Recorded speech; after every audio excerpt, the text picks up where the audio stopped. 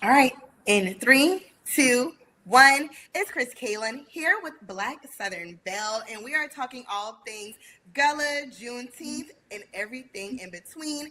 And I'm so excited to be here with Miss Lola Campbell, and she is a sixth generation native of Hilton Head Island, raised in a Spanish Wells community, and coming from one island's oldest Gullah families. Her great grandfather, Reverend Solomon Campbell, is believed to be the first Gullah teacher born and raised on the island. Lola is deeply rooted in Gullah culture. She blends her professional background with her passion for storytelling, entrepreneurship, and cultural preservation. She is the author of Writings on the Wall, Poetic Words from My Soul, and the founder of Gone Gullah and Binya, a cultural retail and consulting brand dedicated to preserving, celebrating, and sharing Gullah heritage. How are you today? Hi, Chris. I'm doing well. Thank you so much for having me. Absolutely. That introduction itself has is a mouthful, and I just want to dive in there before I even get to my question. So, you're a sixth generation Hilton Head resident. So, what has that been like to be the sixth generation with all of that knowledge and all of that history and all of that land? Oh my gosh. Well, I feel like in a way there's a big burden on me to make sure that I help to preserve our culture, to conserve it, I like to say, because preservation to me is bottling something. I don't want it bottled. I want it to continue to thrive. But I also feel a tremendous amount of pride for just having that, the roots that I do have here, knowing that my ancestor, six generations before me, was brought to this island, around 1820. His name was Walla, maybe Wallace, Walla. Back then records are a little different or not totally accurate, but anyway, Lola Campbell, was brought here, and to know that he lived in this same community that that my store is in, that I grew up in. I don't live too far from it now. So, I think pride overall, but yeah, like I still feel a little bit of the burden of making sure that I help to continue my family's legacy and the Gullah cultural legacy in general. Absolutely. Well, heavy is the head that wears the crown, and very beautiful crown that you have.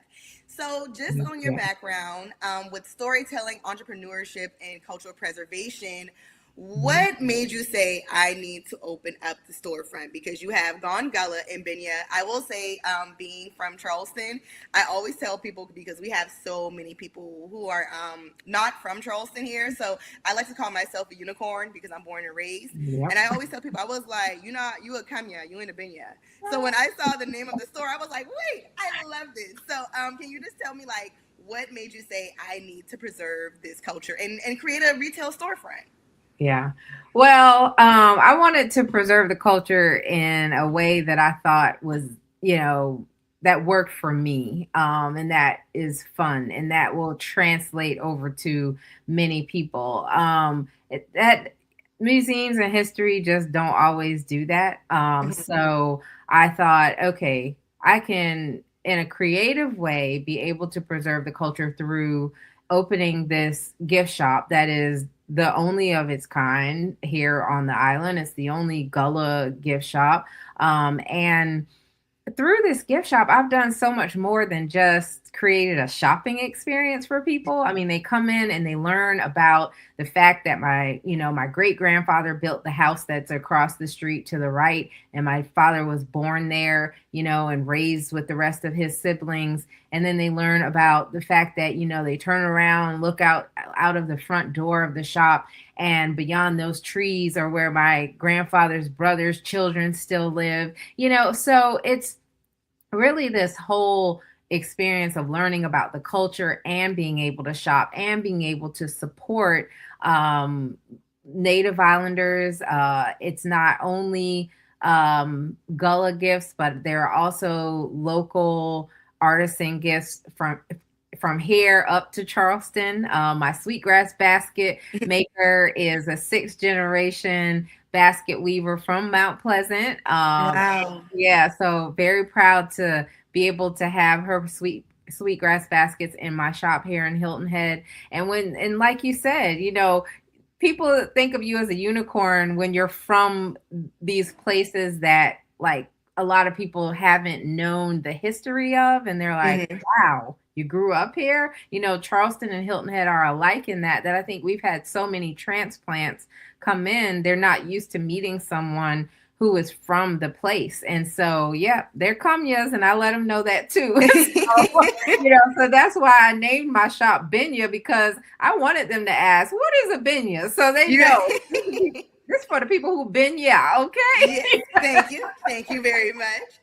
So, just getting into more detail, can you tell us about some of the specific products and experiences that Binya HHI offers and how they actively help preserve, celebrate, and share the Gullah Geechee heritage with visitors and locals? Sure. So, in addition to having Gullah art and books on the history of Gullah, and the baskets and things like that, Benya also expanded in its second year. So, in like 2023, I expanded to start doing some cultural consulting with some of the different organizations on the island. I've done a collaboration with our local Sonesta Hotel and Resort here, where in their gift shop, I've curated some items, including Gullah Art, sweetgrass baskets, these bracelets that connect us to Ghana, that I make myself, that they sell, and some other items. And then also I've started to work with organizations just to tell the story more authentically where they want to. A great example of that is a project that I'm doing with the Port Royal Sound Foundation, which is in between Hilton Head and Beaufort.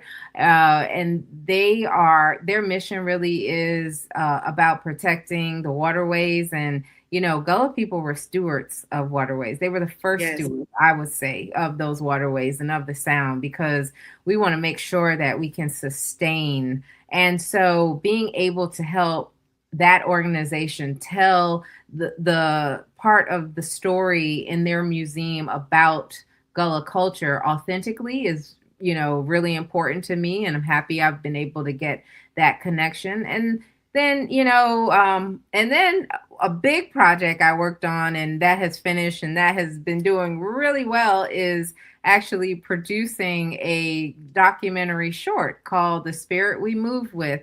I worked on that with the Hilton Head Bluffton Chamber of Commerce, and it has gone all over the world in film festivals so far, and including being up for a Shorty Award. Just came from New York about a week Oh, ago. awesome. We did not win the award, unfortunately, but it was one of the best experiences of my life, just being able to represent our Gullah community, our Hilton Head Gullah community in the Big Apple. That is amazing. Congratulations. First of all, being nominated and just having your name out there, that's a win in itself. So congratulations on that Thank you. nomination. All right, so with so many interested in the intersection of food, because with food, art, everything all comes back to storytelling. How does food and traditional Gullah cooking connect the families we celebrate to the Juneteenth celebration that's going to be taking place coming up very soon? And I saw everything y'all are having a grand time. Yes, it's a big celebration in the park in Mitchelville Freedom Park here. This is, I think, the 12th year, maybe. And so how does food, I feel like food just connects Gullah people with everything, or food is the connection, but for Juneteenth specifically, it's the festival is going to have, have a number of vendors who will be food vendors who will be selling, traditional Gullah foods, also just some down home cooking as well. And I think, every time someone comes to anything, including Juneteenth, that has to do with uh, promoting Gullah culture, or in this area, in this low country area, or along the Gullah Geechee corridor. They're looking for the authentic food. I mean, as I said, food is a connection in our culture. I don't think I have ever come home and had any type of celebration without food. It's so it's always about the food, and Juneteenth is no different. So along with those vendors who are selling, art and wares, there'll also be a lot of food out there, and entertainment. As you said, it's a big event. Awesome. So, from historical and cultural perspective, from a historical and cultural perspective, what is the profound significance of celebrating Juneteenth specifically at the historic Mitchelville Freedom Park? Well, I mean, Mitchellville is literally where freedom began. And so Juneteenth is special to me to be able to celebrate it there, because almost 3 years, so let's say maybe about 2.5 years before everybody else in the United States found out that they were free. I'm talking about formerly enslaved people. People at Mitchellville were free. We have to remember that, Mitchellville was founded around October or November of 1862. That was before the Emancipation Proclamation was even read, a little bit down the road in Port Royal, South Carolina. And then it wasn't until June 19th, 1865, that the rest of the country really knew that slaves were freed. So when you see that sign, when you go into the park at Mitchellville, and it says, where freedom began, it really is where freedom began. That is amazing. So beyond the main festival, what is one locals only spot? I know people don't like to give up the spots, but that you would recommend to someone who's coming to Hilton Head? Okay. Man, let's see. Well, I don't mind sharing this spot, because I think that it also is going to help the owner of the spot. So I think people really need to go to Ruby Lee's when they are on Hilton Head. So Ruby Lee's is a restaurant that is owned by a native islander here on Tim Singleton, and it's named after his grandmother, and he has great food there and a great atmosphere. There's always entertainment there, and it's a small spot on the north end of the island where most of Native Islander Gullah people live, and I think that it's often overlooked. So I think if you're coming down for Juneteenth, hey, that Friday night before you go out to the park, go check out Ruby Lee's. Okay, we're gonna check that out. And I was like, I was sent here by Miss Lola. Yes. So I heard amazing things.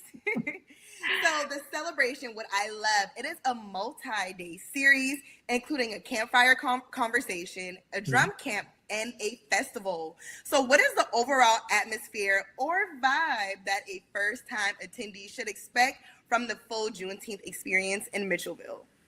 Well, I always tell people to come for the whole week if they can, or at least from that Thursday on, because if you like to camp out, the campfire on Thursday night is an awesome experience. My son has made me do it 2 times. I'm not really the camping girl, but I have to admit, it's a great experience. There's always a great conversation by the campfire with Professor Joe McGill, who does these campouts all over America in places where slaves once lived. So it's pretty amazing to be able to have one at Mitchellville. So I say do that, and then the drum camp for the kids on Friday, plus the drum circle, which is just an amazing ritual or experience. It's where you can honor your ancestors. It's where you can bring your own drum and join in to the drum circle. think there are vendors there as well, and it's all a great build up and lead up into the main event on Saturday. So I'd say just take advantage of all of the events if you can. Absolutely. And just hearing like how things are done like on my grandfather's land or the family's land. And I know I haven't had the opportunity yet, but I know oftentimes when people travel to Africa and when they get there, it's like I just feel like just so welcome. But I can only imagine what that feels like on your own land, like your ancestors' land, just all of that feeling and emotion. It kind of reminds me of that scene from Sinners when everyone was dancing. And I don't Yes. know, that's what I feel. It just something just takes over you for sure. Well, So I I'll could tell you, imagine. I could there's a imagine. special feeling in that park. I think it's a feeling that everybody feels, whether your ancestors were there or not. You walk into that park and you can feel the, just how special it is. So, Absolutely. So, as an author and a storyteller, one of the most, I mean, I love authors. I love chatting with you guys. I feel like it's always like a different way of thinking that I love. But why is it so vital to share and pass down the specific narratives of the Gullah Geechee community to younger generations on the Sea Island? because we don't want them to die. That's the short answer, Um, that's the way that our culture has been passed on for years. I wouldn't know what I know about it or be interested in preserving my culture if I didn't sit around and listen to the stories that my father and my mother and uncles and aunts told me about it, and the way the stories are told makes a difference too, because you want to tell those stories so that the kids have pride in who they Mm-hmm. are, and not that they feel ashamed of who they are, or how they might say certain words, Mm-hmm. because that was a problem at one point, Yeah. and that's how we lost a lot of our language. So it's important to just continue to tell it however you can tell it. To record it, now we have all these devices. We Yes. can record everything and be able to know. And we know that's how the kids learn. Yeah. They want to look at something that's like 30 seconds or less. Listen, So or, I'm going to say oral history, 30-second oral history. Make it quick, get to the point so they can get it. yes, exactly.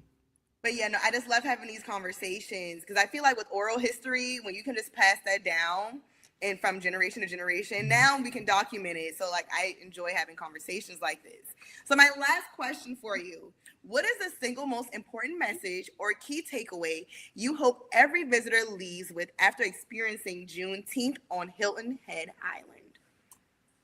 Well, I hope that they leave knowing the significance of Juneteenth if they didn't know it before.